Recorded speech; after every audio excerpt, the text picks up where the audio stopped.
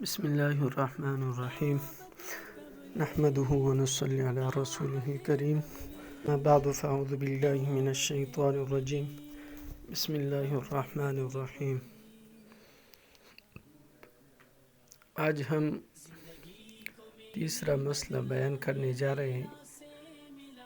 پہلے تکبیر تحریمہ میں کانوں تک ہاتھ اٹھانے کا راز اور تکبیر تحریمہ میں عورتوں کا کندھوں تک ہاتھ اٹھانے کی وجہ۔ اب تکبیر کہنا بھول گیا، اللہ اکبر کہنا بھول گیا۔ تکبیر تحریمہ کہنا بھول جانے سے نماز نہیں ہوتی۔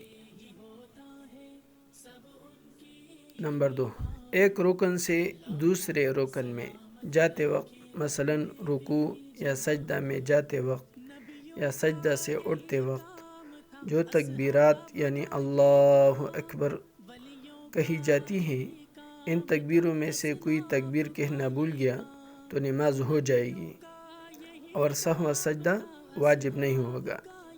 البتہ عیدین کی نمازوں میں دوسری رکعت میں رکوع کی تکبیر چھوڑ دی تو سہو سجدہ واجب ہوگا، مگر چونکہ عیدین کی نمازوں میں مجمع زیادہ ہوتا ہے اس لیے سہو سجدہ کرنا لازم نہیں ہوگا بلکہ معاف ہو جائے گا۔ دوسرے مسئلے میں اس طرح ہے کہ امام نے عیدین کی نماز میں اس سے کوئی تکبیر رہ گئی تو عام طور پر علماء یہی کہتے ہیں کہ جس طرح اس مسئلے میں ہے کہ